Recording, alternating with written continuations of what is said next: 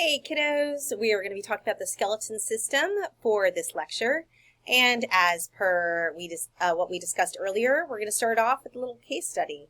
Babies are fragile, but this next story is about a little Winnipegger who's so delicate even sneezing could cause his bones to break. As CTV's Michelle Gerwing reports tonight, he has a severe form of an inherited disease called osteogenesis imperfecta, or brittle bone disease.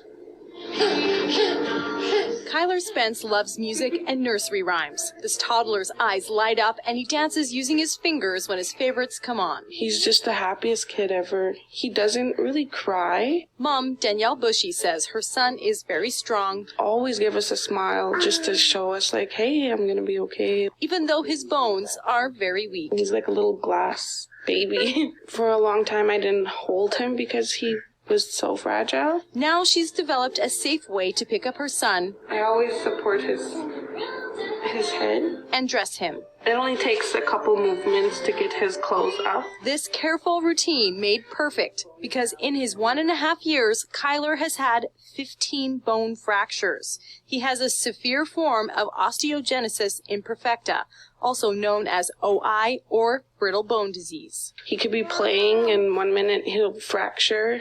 He could be just laughing. He could break from sneezing, coughing, anything. And Bushy says those are the ones they know about. And there was a lot more that we can't see on the x-rays because they're microfractures. Well, these children have a defect in their collagen, so when they make the structure of bone, the minerals calcium and phosphorus can't get into it to make it strong, solid bone. Dr. Celia Rod says on average one baby is born with OI each year in Manitoba, and 90% don't have a family history of the disease. She says there are different forms of OI, some more serious than others. So once again, collagen is playing a vital part in developing bone strength, just like it played a vital part in the cohesivity of the epidermis. Right now we're going to focus on just reviewing the skeletal system and what it includes. The skeletal system includes bones, joints, cartilage, tendons, which hold bone to muscle, and ligaments, which hold bone to bone. The function of the skeletal system is to support the body, protects soft organs, it aids in movement with the help of your muscular system, storage of minerals and fats, and it forms blood. Bone cells come in a variety of different types. Usually when you think of a bone cell, you're going to think of something like an osteocyte right here, which maintains bone tissue. But there are osteoblasts, which also maintain the bone matrix. There's stem cells, which can become any type of bone cell, and osteoclasts, which reabsorb bone. You don't need to know that.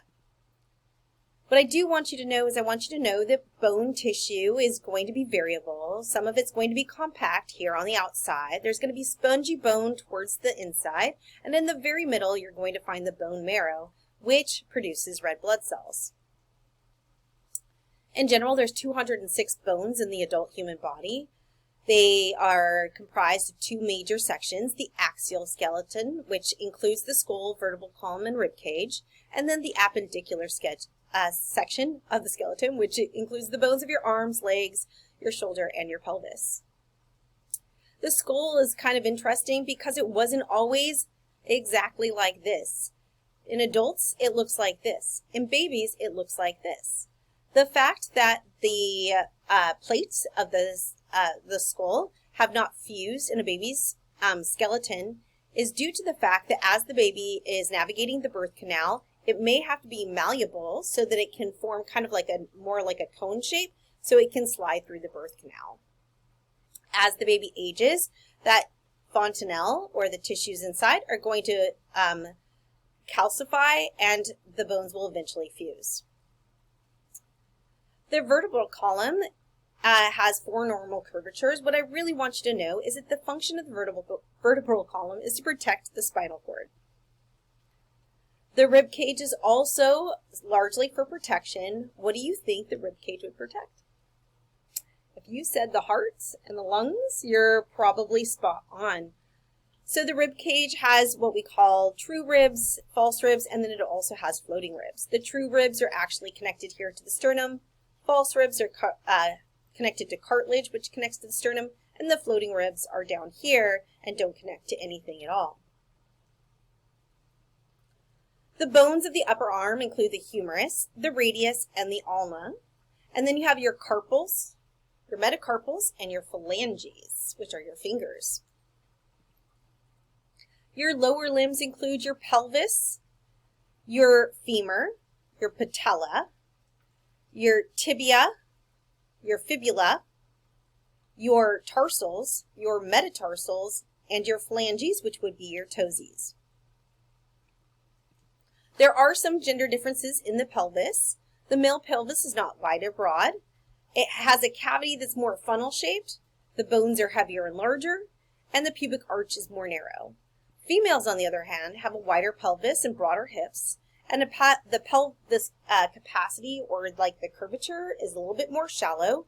The bones are a little bit lighter and thinner, and the pubic arch is wider. This is because females give birth to children. So you can see here that a male pelvis has less of an arch, it's not as wide, whereas the female pelvis is wider, but this hole is also larger, once again for the birthing process.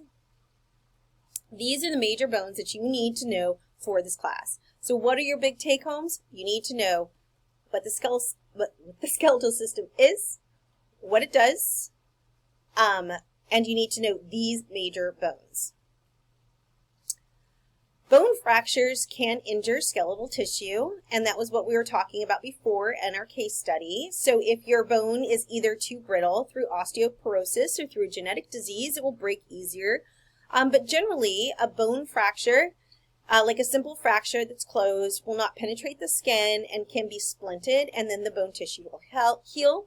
Open fractures or compound fractures are when the bone penetrates through the skin, and this can be really scary because infection can be introduced to the bone tissue.